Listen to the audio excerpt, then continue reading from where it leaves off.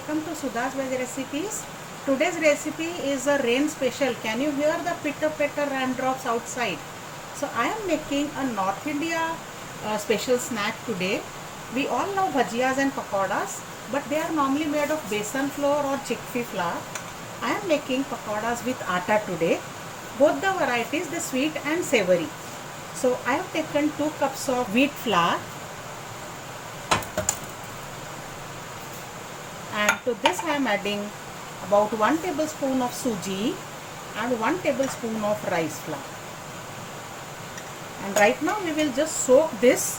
Also I have taken jaggery water here. So half a cup of water with some jaggery.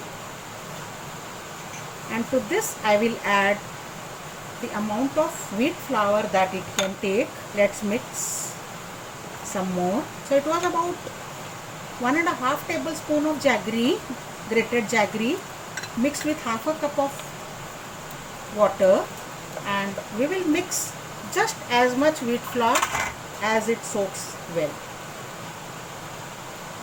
You can also check the sweetness. I think this is done, and we will keep this to rest to get soaked properly for about 30 minutes. Keep this aside. Now this one I am adding some seasonings first. Salt to taste, some coriander powder, some cumin seeds, or you can add ajwain, about half a teaspoon of red chili powder and 1/4 teaspoon of turmeric powder. Mix these well, and I am adding, to begin with, 1 cup of water to this. The amount of water may be less or more depending upon the quality of flour that you have, thick or coarse, or whether it is a fine flour. So I guess I need little more. Make it a normal bhajia kind of consistency. So I have taken about 1 cup and 1 tablespoon of water in all to soak the flour that I have taken. We can adjust the consistency later on, but let this rest for 30 minutes and leave it aside. I am adding a small pinch of baking powder or baking soda to this sweet flour, which will be making gulgulas, and we don't need to add any raising agent to this, but still you can add if you want. If you soak for 30 minutes, it as it is will raise very well. And I am adding some vegetables, some roughly chopped onion. Don't chop finely nor too big, so it should be roughly chopped.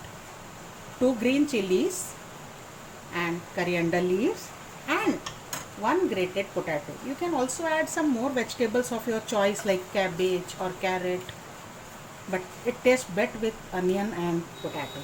We'll mix everything well, and also now start a pan for frying them. So oil is almost heated now. Just before we start frying and the oil reaches smoking point, I am adding about 1 tablespoon of hot oil to both the batters. The sweet batter, and mix this well. Now this savory ones will be called as noon bariya, or traditionally in the local language it's called as noon bariya or aate ki pakodi, and these are called as, the sweet ones are called as gulgula. I am also adding some fennel seeds to this sweet one. The oil is nice hot now. Now I'll wet my hand slightly and make pakoras from this batter. You can also use a spoon, but the shape that comes with hands is totally different and the traditional one. So let me add pakoras to this pot. Size is your choice, big or small, but then small ones will be giving you more crunch and will be more fluffy, and center will get cooked well. The bhajiyas are cooked now, brown and crispy now, so I am taking them out on a plate. Lower the heat first, and they are out. You can hear the sound. They are so crispy when I am taking them out on the plate. When my grandmother first told me that she is making aate ki pakodi today, I said no, I won't eat. The idea was so repulsive for me. But when she made, I was very happy with them, and every time I said not besan but make aate ki pakodi. Next we are trying this gulgula or sweet pakodis. Try putting very small portions because they are going to swell up like anything. They have soaked for more than 45 minutes.